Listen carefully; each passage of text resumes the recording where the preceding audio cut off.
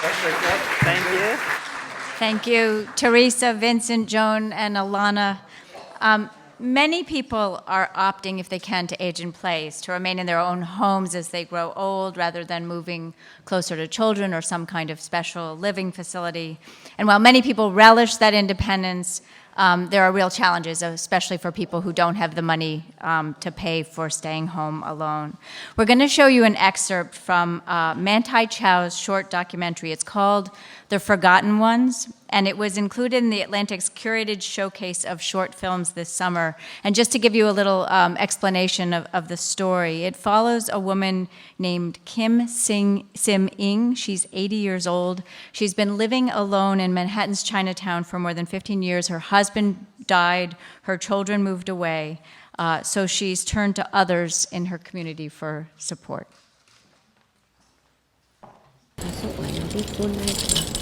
Đây là màu xinh, ngót cho cái đó, còn đó, quanh chỉ rồi tao cho rồi mình tắt ra.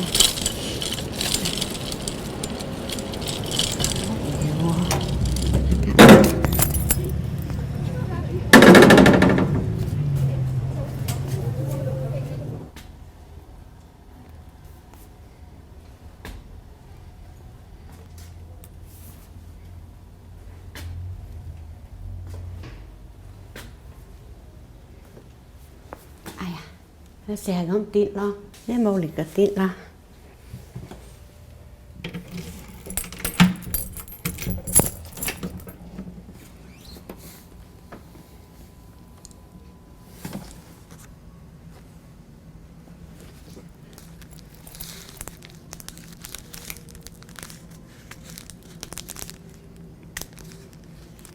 Đi qua hồi tục cái sĩ cũ đó, áo đi Nguyễn đó. Xe gì đó, ai có cũng trong xe.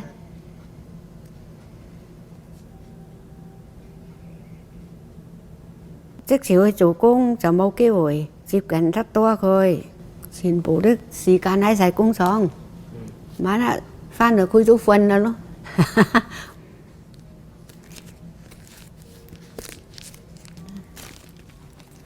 Vậy là tròn. Cái này cơ bà, sang một chính sáng. Ít thôi đâu, ấm lộn thì ấm cho bà sau xài pin xài.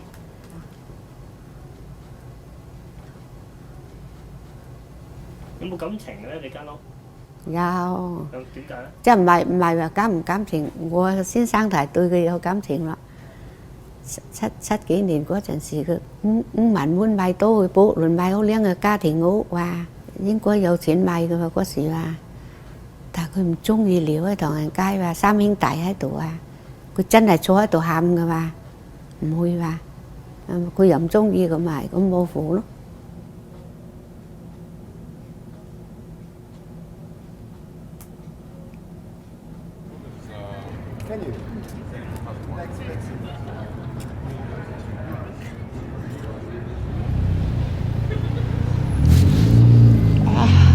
phần này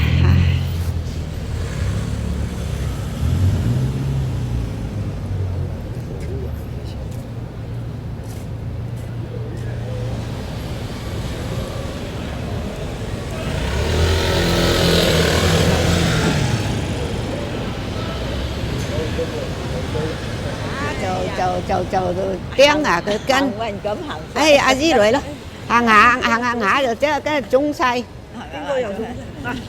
嗱，嗰條魚咧就晏晝蒸咗㗎啦，咁樣依家又有嚿番梘話俾你洗手。做咩番梘我都有啫。我知道你話用㗎，我屋企大把，我唔想用啊。個靚番梘，多謝多謝。呢個唔知係咪大樣唔同普通㗎？啊，阿姨你咁重唔使隻撈啊？不過今日好暖，今日好暖。啊，我今日我就翻去食飯啦。呀，翻咯，翻去啦。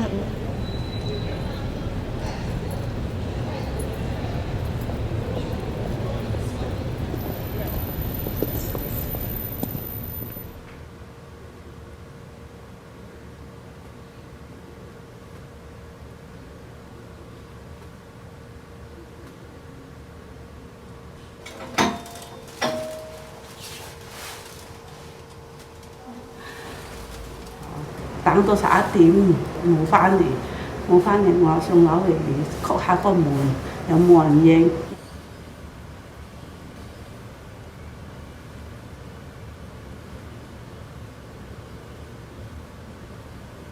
咁我梗係擔心啦，唔係我隔一日我就上去睇佢，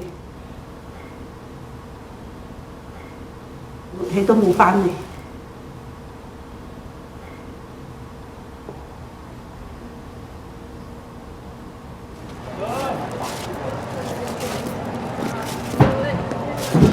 都係揾唔到。問過佢同佢接觸啲朋友，佢哋都話都唔知佢喺邊度。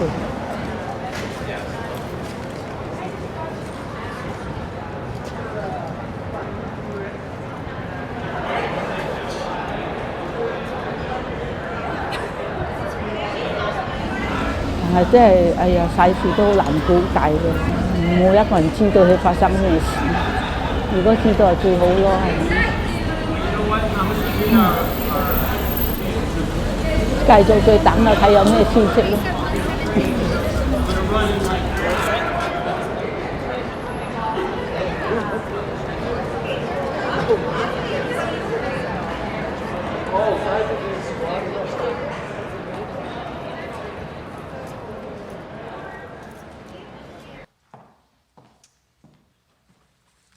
Thank you to the film's director, Manti Chow. He just graduated from Columbia School of Journalism. He's here with us today.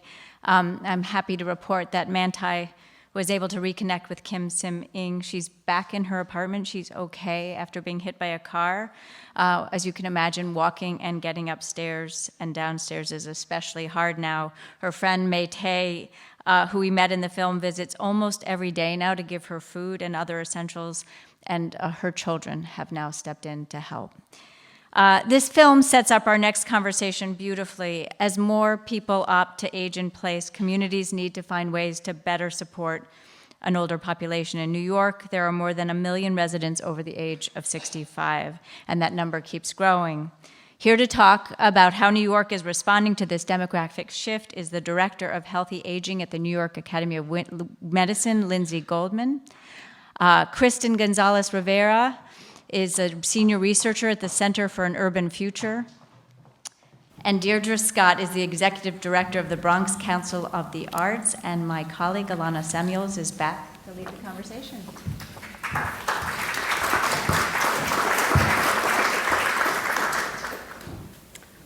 Thank you. Thanks to you all for being here. So I've been thinking about this a lot because I broke my ankle, as you can probably see, and I found it so hard to get around New York when you're not as mobile. So I'm just wondering what all three of you think. Is New York a good place to age, or is it a really tough place to age, or is it both? From my perspective, New York is a great place to age. We can certainly do better in a lot of respects, and I think accessibility of the city is certainly a challenge and a place where we need to do a bit more work. But I think in New York City, we are committed to asking older people about their daily lives to find out exactly where there are barriers that prevent them from participating as fully as they might like to, physically, socially, and economically. And then we've convened a public-private partnership called Age Friendly New York City. That's a partnership between the New York Academy of Medicine, the City Council, and the Mayor's Office to look at these issues and to collectively develop solutions to where those barriers exist.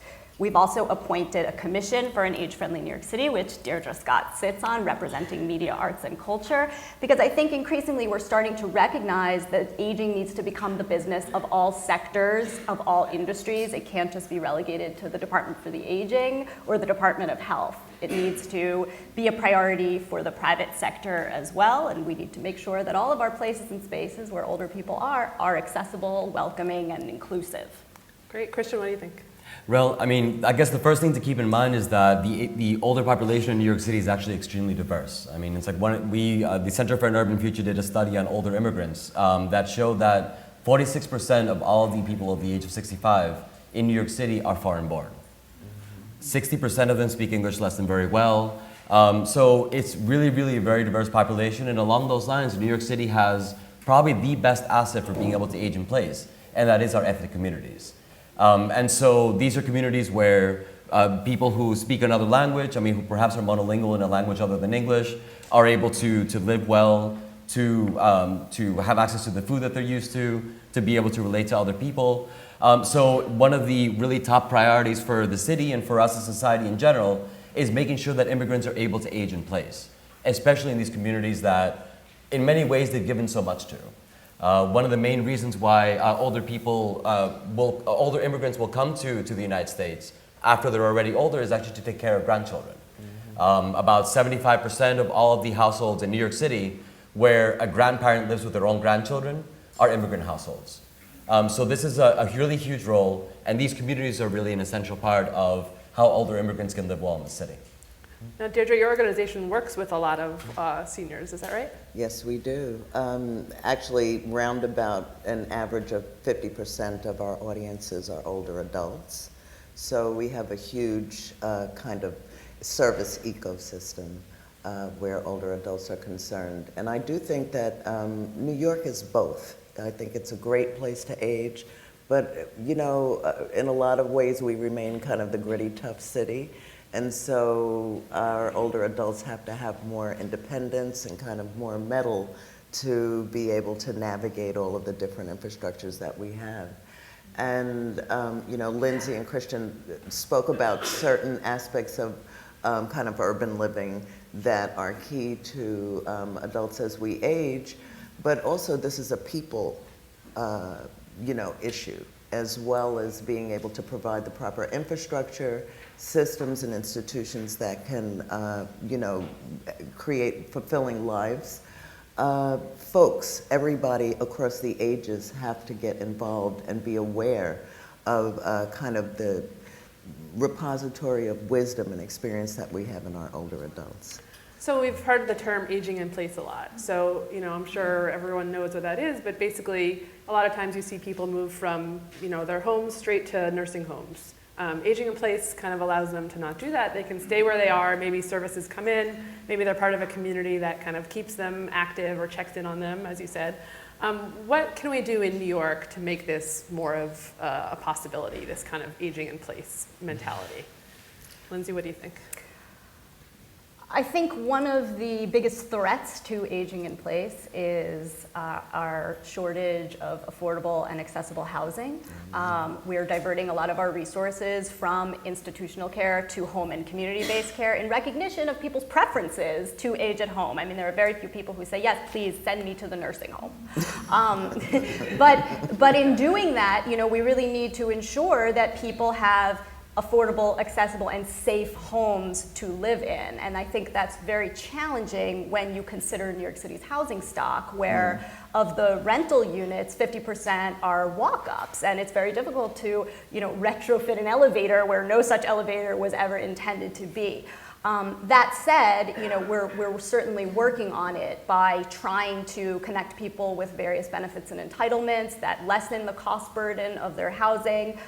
We've recently issued an aging in place guide for building owners to help building owners learn about some low or no cost improvements they can make to better support an aging tenant base. What would be an example of a low or no cost, even better, improvement? Well, I think, you know, just thinking about how space is designed, you know, changing out a shower curtain for a more secure door, ensuring that there's a flat surface from people where people are transitioning from, you know, the bathroom to the shower, putting up handrails for people to grab onto in the bathroom. Bathrooms and kitchens are typically the most dangerous places. Making sure that the apartment isn't cluttered, there's no falls risks. Conducting falls assessments is a big piece of it, taping down any loose surfaces. And then, you know, thinking about raising awareness of the pretty strong human rights law that we have in New York City, which requires landlords to make reasonable accommodations for people with disabilities at their own expense. At the landlord's expense. Mm-hmm. Mm-hmm. Deirdre, you had something to add? Yeah. Actually, I want to ask the audience, how many of you here have heard of the term NORC? Cool. And in the Bronx, we have several strong retirement communities. Newark is for naturally occurring retirement communities. That was about 90% of the people, I would say. Yeah, that's outstanding. And but I do think that in terms of housing and affordability, and also keeping community together, that being able to recognize that there are communities that are kind of self-establishing, and is a large part of the aging in place phenomenon that's happening. And also in terms of older adults, some traveling in or transitioning into New York to take care of grandchildren. There's a terrific development in the Bronx that's an intergenerational housing complex, and it's built for grandparents to take care of their grandchildren, because a lot of times that middle generation is missing for various reasons. And also all of the services that the young one as well as the elder would need are present in the building there, so that they don't have to go far afield and kind of traverse the city and different agencies to plug into what they need or what their ward needs, so to speak. So I think that being able to strengthen those types of infrastructures will certainly help folks to age in place. I think you're right that New York also has a lot of those interesting communities. I actually wrote about one that was a lot of low-income households, a lot of single mothers, and a lot of men who had gotten out of jail and had been in jail for 50 years. And they had kind of served as the grandparents, which I don't know that you'd see in a lot of other cities. No, you don't. But talking about, Newark's Christian, I think that is something that happens a lot in immigrant communities. So what are the advantages to having such a large proportion of aging kind of immigrant or non-English speaking people here? Right. Well, I mean, in this case, I mean, it's like we think about aging in place as being, of course, I mean, what most people would prefer. I mean, it's like most people prefer to remain in their communities, et cetera. But when you think of it, older immigrants are really, I mean, it's like of any group, I mean, it's like they're the ones who most need to be in those communities, because they're the ones who are most dependent on their families in terms of sort of language and culture, their community, their outer communities as well, in terms of what they're comfortable with. So it's even more essential. I mean, it's because, of course, I mean, older immigrants face a lot of the same challenges that all older people do. I mean, it's including a declining mobility over time, vulnerability to elder abuse, et cetera. But on top of that, older immigrants also are disconnected from the larger community because of language and cultural barriers. So in many ways, aging in place is even more essential. And I mean, along the lines of Newark's, I mean, another thing that I was going to say is that there's also a cost factor. Because when you think about it, I mean, it's sending somebody to a nursing home costs our public systems around, I think right now it's about $130,000 a year per senior. When you compare that to costs of about $550 a year for meal services through a senior center. If you add transportation services as well as meals, it's about $2,000. Social adult is about $18,000 a year. So as you can see, there's an escalating, so there's a ladder almost. I mean, it's like of costs over time. That basically, I mean, it's like if we had those services in place, we would be able to bring down the cost of being able to serve our older adults well, even better than in a nursing home. Where would that funding come from, you think? So this has to come from all levels. I mean, it's like right now, Newark's, the classic Newark's that are sort of in sort of larger buildings are funded a lot through the city and also partially through the state. There are also neighborhood Newark's, which incorporate not just one building, but a whole area where there's a large concentration of older people. And there's funding coming from the state along those lines. But at the same time, there's not enough funding here. I mean, it's like in many ways, Newark's are some of the best models we have, because it brings together health services, socialization services, all the services that somebody needs in one place. But not only do we need to expand Newark's, but also better fund the ones that we have right now. So we already have a model that works, and we need to really pay attention to the importance. So it's wonderful that so many of you here know what it is. So we really need more support, and we need to make sure that our decision makers are also aware of what good of a model this is, especially at the state level.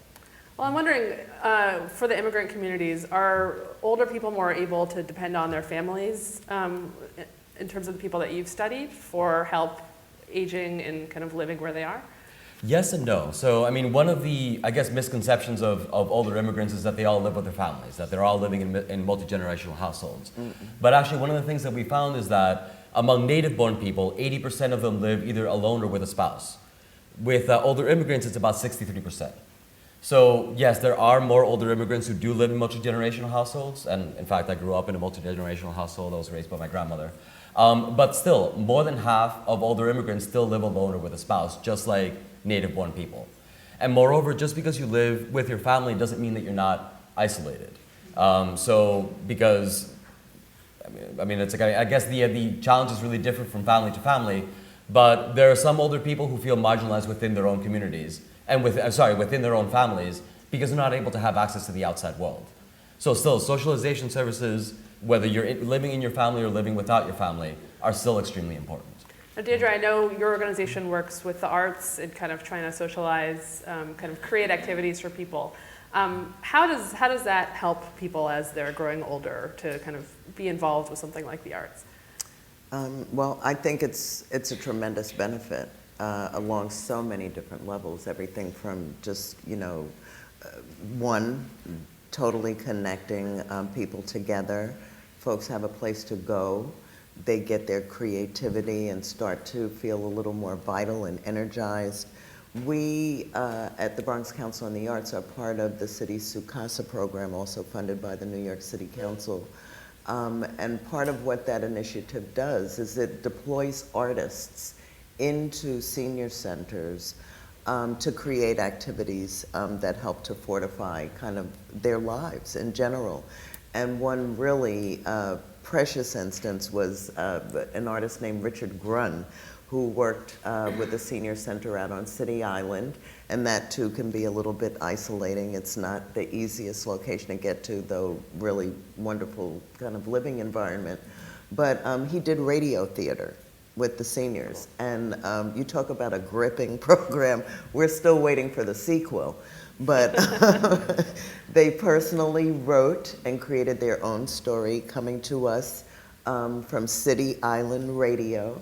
And they even had messages from the sponsors, and they worked with Mr. Grunn to write the script that was a story built on local history with a contemporary flair. It was all about a treasure hunt, so what we're waiting for is to find out what happened to the gold. And, but he created all the instruments and the sound effects, and each of the seniors took on a different part, from staging to script writing to doing the commercials and everything. That was outstanding production, and we were all on the edge of our seats. I mean, the attendance was wonderful, and the seniors and the center are all literally like, when can we do this again?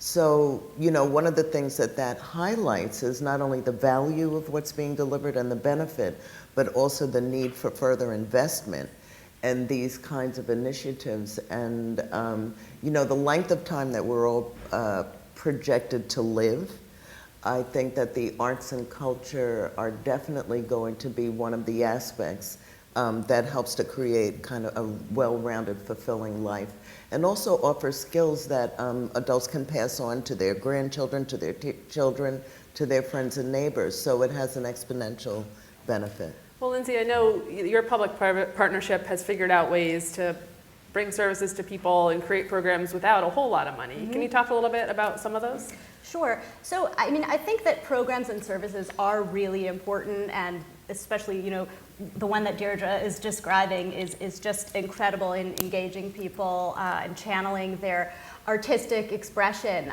But I also want to point out that there are some pretty simple changes to the built environment that we can make that can really build the kind of social cohesion that we need in order to help all of us as we age.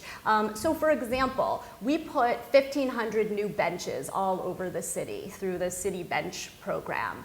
And the great thing about a bench is it not only improves the walkability of the city, because you have people who can't get from point A to point B because there's no place to stop and rest. But the other thing that we hear about benches is that they've had this real ancillary benefit of bringing people together. You know, we're New Yorkers, we're creatures of habit, right? Every day you go to the same bodega, you get your coffee, right? You go to the same bus stop. You start to see the same people over and over again. And what we've heard about these benches is that they've led to some real lasting social connections among people who find themselves at the same bench at the same time of day.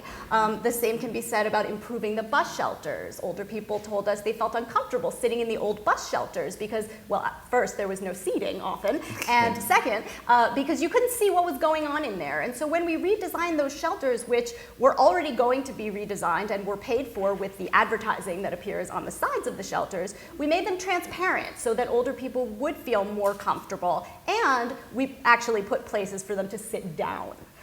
You know, thinking about how we use our communal spaces, how we use our parks, and there will never be enough funding for healthcare and social services. So we need to think a little bit creatively about other investments that we're making. So for example, in Fort Greene, they've recently received an infusion of funds to renovate Fort Greene Park.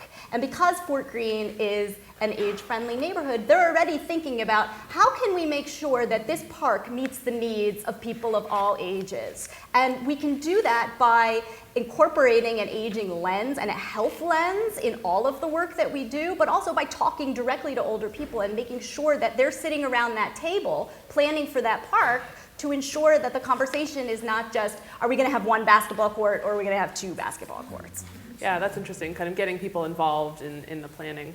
Well, I think one of the most interesting things about aging in place in New York is New York can often be so isolating. And so I'm wondering if there are good ways to get people out and, you know, to join forces on benches or elsewhere, you know, in the community to really engage. If any of you have seen good examples of that.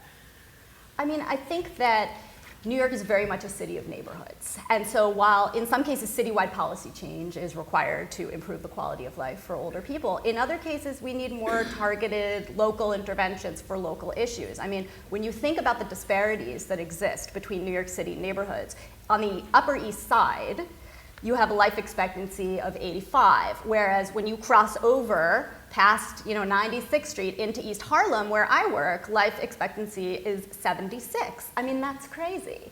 And so we need neighborhood-specific interventions, and the only people who can come up with those interventions are older people themselves and local stakeholders, like the local business owners, the local arts and cultural institutions. And so for us, it's about bringing people together, creating a space for older people to speak about their experiences, and then creating a process for stakeholders to come together to collectively solve whatever barriers exist. That's great.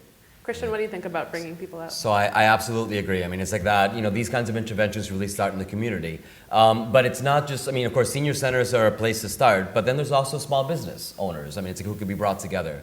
We were talking just this morning about, I'm sure you saw this in the news about a year ago now, right? About the Korean seniors who were sitting in the McDonald's in Flushing, and how there was a whole sort of debacle around that. But what that really shows is that seniors are looking for places to come together in their communities, whether that's a McDonald's or a senior center or a coffee shop, wherever it is. And really, it's like working with all the assets that you have. Institutions, libraries as well, it's like a huge part of this, small business owners, et cetera, to really get all on the same page and say, this is a really big need in the community. This is something that we all need to work together on, and what are you able to offer? What are you comfortable offering? And that needs to happen, it's like, as you said, and really at the community level. Yep. Deirdre, do you have anything to add? Just want to primarily reemphasize that this is, I think, an educational initiative that has to, again, happen across generations. Older adults should not be special or, set aside. We're very lucky in our community, because a lot of the events and activities that we host sees an intergenerational infusion, where you have older adults and young people and families and everybody kind of coming together and mixing.